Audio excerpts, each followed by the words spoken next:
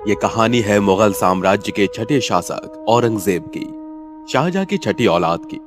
यही आखिरी महान मुगल शासक था जिसने मुगल साम्राज्य की सीमाओं का विस्तार दक्षिण भारत में दूर दूर तक फैलाया, और साथ ही यह मुगल साम्राज्य का सबसे विवादास्पद शासक भी कहलाया जाता है। इसके बारे में चर्चित है कि तख्त पाने के लिए इसने अपने बड़े भाई दारा शिकोह के साथ साथ अपने दो और भाई मुराद बख्श और शाह शूजा की हत्या कर दी थी, और अपने पिता शाहजहां के जिंदा होते हुए भी खुद को शहंशाह घोषित कर दिया था और अपने पिता को आगरा के किले में बंदी बनाकर रखा था। लेकिन अगर वो ऐसा नहीं करता तो क्या होता? मुगल शाही घराने में एक जुमला बहुत मशहूर था, तख्त या ताबूत। तख्त पर बैठने वाला तख्त के बाकी दावेदारों को मरवा देता था ताकि भविष्य में कोई ऐसा न बचे जो तख्त पाने के लिए विद्रोह कर बैठे। अगर औरंगजेब अपने भाइयों की हत्या न करता तो उनमें से कोई एक उसकी कर देता। वो तख्त पाने की लड़ाई थी जिसमें चारों भाई एक दूसरे के खून के प्यासे बने हुए थे। शाहजहां के जिंदा रहते हुए भी किन हालातों में चारों भाई तख्त पाने की जद्दोजहद करने लगे, सुनिए मैं आपको विस्तार से बताता हूँ। औरंगजेब उन दिनों आदिल शाह वंश की सल्तनत बीजापुर जीतने के लिए औरंगाबाद से अपनी सेना के साथ निकला हुआ था। शाहजहां ने भी आगरा से अपनी शाही सेना उसकी मदद के लिए भेजी हुई थी।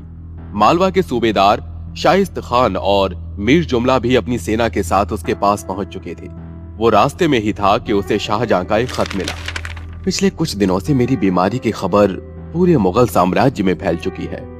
ये भी अफवाह जोर पकड़े हुए है कि मेरा इंतकाल हो गया है। ये सही है कि पिछले कुछ समय से मेरी तबीयत थोड़ी खराब है, लेकिन अब उसमें धीरे धीरे सुधार हो रहा है। तुम किसी भी अफवाह पर ध्यान मत देना और अपने बीजापुर के अभियान को जीत के साथ ही पूरा करना। औरंगजेब तक भी शाहजहां की बीमारी की अफवाह पहुंच चुकी थी, मगर अभी उसके सिर पर सिर्फ बीजापुर को जीतने का जुनून सवार था। वो शाहजहां का खत पढ़कर फिर से अपने दस्ते के साथ आगे बढ़ गया। कुछ दिनों बाद जब वो अपनी जीत के बहुत करीब था, उसे शाहजहां का एक और खत मिला। हमने बीजापुर के साथ शांति संधि करने का फैसला कर लिया है। तुम बीजापुर से जल्द अपनी घेराबंदी उठा लो और शाही सेना को भी वापस भेजने का इंतजाम करो। औरंगजेब को शाहजहां का यह फैसला पसंद नहीं आया, लेकिन वो उसका हुक्म भी नहीं टाल सकता था। वो अपनी मर्जी न होते हुए भी पीछे हटने की तैयारी करने लगा, और वो इसी बीच अपने छोटे भाई मुराद बख्श के साथ शाहजहां की बीमारी को लेकर पत्र व्यवहार करने लगा। जब वो औरंगाबाद पहुंचा तो एक खबरी ने उसे एक बहुत ही महत्वपूर्ण खबर दी। हुजूर, बादशाह सलामत शाहजहां की तबीयत अभी भी पूरी तरह से ठीक नहीं है, लेकिन उनकी तरफ से तो सारे फैसले दारा शिकोह ही ले लेते हैं। बीजापुर से संधि करने के लिए भी उन्होंने ही बादशाह को मनाया। बादशाह ने उसकी पदवी भी बढ़ा दी है और अपनी देखभाल करने के बदले उन्होंने दारा को बहुत से बेशकीमती तोहफे भी भेज दिए हैं। यही नहीं, उन्होंने दारा को अपना उत्तराधिकारी भी घोषित कर दिया है। इस खबर से औरंगजेब खिसिया गया। दारा शाहजहां का चहेता है, ये बात उसे पता थी, लेकिन उसका दारा को अपना उत्तराधिकारी घोषित करना उसे मंजूर नहीं था। अकबर ने अपने जीते जी ये नियम बनाया था कि जो काबिल होगा वो तख्त पर बैठेगा, फिर चाहे वो छोटा हो या बड़ा। उसे ये बात चोट पहुंचा रही थी कि शाहजहां ने उसे खुद को तख्त के काबिल साबित करने का एक मौका भी नहीं दिया। उसने मन ही मन दारा से जंग लड़ने का फैसला कर लिया। वो दारा की किसी भी चाल को कामयाब नहीं होने देना चाहता था। अब उसे किसी भी कीमत पर तख्त चाहिए था, जिसके लिए वो कोई भी हद पार करने को तैयार था। यही सोचकर उसने अपने छोटे भाई मुराद बख्श को उससे मिलने का पैगाम भेजा। वो उन दिनों गुजरात का सूबेदार था, लेकिन इससे पहले उसे एक और खबर मिली कि मुराद ने गुजरात में खुद को मुगल साम्राज्य का नया शासक घोषित कर दिया है। औरंगजेब को ये कोई बड़े खतरे वाली बात नहीं लगी, लेकिन मुराद का गुजरात का अपने कब्जे में लेना उसे ठीक नहीं लग रहा था। गुजरात को अपने कब्जे में करके उसने अपनी सैन्य शक्ति को मजबूत कर लिया था, इसलिए औरंगजेब उससे जल्द मिलने की फिराक में था। उस दिन तारीख थी 24 अक्टूबर 1618। बादशाह जहांगीर का काफिला डेक्कन से एक जंग लड़कर गुजरात से होते हुए आगरा वापस लौट रहा था। उनके साथ उनका बेटा शहजादा खुर्रम और उसकी बेगम मुमताज महल भी थी। बीच में विश्राम करने के लिए उन्होंने गुजरात के दाहोद में अपना डेरा डाला। कुछ दिनों एक दास भागता हुआ जहांगीर के तंबू में आया और बोला, हुजूर, आप एक बार फिर से दादा साहिब बन गए। शहजादे खुर्रम की बेगम मुमताज महल के यहाँ बेटा हुआ है। दास ने जब ये खुशी की खबर आकर शाहजहां जहांगीर को बताई तो वो खुशी से नाच उठे। उस दिन तारीख थी 3 नवंबर 1618। हालांकि जहांगीर पहले भी कई बार दादा बन चुके थे, मगर फिर भी अपने खानदान में एक और लड़के का पैदा होना उनके लिए खुशी की बात थी। वो बोले, खुशामदीद, खुशामदीद। अल्लाह उसकी झोली दुनिया भर की खुशियों से भर दे, आमीन। जहांगीर, जो शहंशाह बनने से पहले शहजादे सलीम के नाम से जाने जाते थे, वो औरंगजेब के दादा साहिब थे। शहजादे खुर्रम औरंगजेब के अब्बू थे, जो शहंशाह बनने के बाद शाहजहां नाम से पहचाने जाने लगे। 3 दिन दाऊद में रुककर उनका काफिला आगे बढ़ा और फिर 3 सप्ताह बाद वो सब उज्जैन पहुंचे। वहां शाहजहां ने जहांगीर से अपने बेटे औरंगजेब के जन्म का जश्न मनाने की दरख्वास्त की, जो जहांगीर ने मान भी ली। उज्जैन शाहजहां की जागीर में ही आता था। उसने जश्न मनाने में कोई कसर नहीं छोड़ी। सुंदर सुंदर शामियाने लगाई गई, चारों तरफ खूब रोशनी की गई। बहुत से मेहमानों ने जश्न में शिरकत की। मदिरा, गोश्त, मिष्ठान की कोई कमी नहीं थी। गायकों और संगीतकारों के सुर भी हवा में गूंज रहे थे। आतिशबाजी का भी इंतजाम था। जहांगीर अपने तंबू में कुछ खास लोगों के साथ जश्न मग्न थे कि शाहजहां नन्हे औरंगजेब को लेकर उनके पास आया। उसके साथ उसके 2 और बेटे दारा शिको और शाह शोजा भी थे। अब्बू, मिलिए हमारे नन्हे तख्ते जिगर को। हमने इनका नाम औरंगजेब रखा है। ये आज अपने दादा जान से दुआएं लेने आए हैं। जहांगीर ने तुरंत उठकर औरंगजेब को अपने हाथों में ले लिया और फिर उसका माथा चूमकर कहा, अपने अब्बू और मुगल सल्तनत का नाम खूब रोशन करो। शाहजहां अपने साथ जहांगीर के लिए कुछ तोहफे भी लाया था। उसने तोहफे लिए खड़े दास दासियों को आगे आने को कहा और जहांगीर से बोला, अब्बू, मेरी तरफ से शाही खजाने के लिए ये रत्नों से भरी थाल, आभूषण और 50 हाथियों का नजराना कबूल करें। कबूल है शहजादे। हमने में अशरफिया की एक थाल अलग से रखी है, तुम उसे गरीबों में बंटवा देना। शाहजहां का वो नजराना लगभग 2 लाख रुपए का था, जो उस समय के हिसाब से एक बहुत बड़ी रकम थी। भले ही शाहजहां ने औरंगजेब के जन्म पर दिल खोलकर खर्च किया हो, मगर वो सबसे अधिक प्रेम अपने सबसे बड़े बेटे दारा शिको और बेटी जहानारा से करते थे, जिसके बारे में हम बाद में बात करेंगे। 5 साल का समय पलक झपकते ही बीत गया।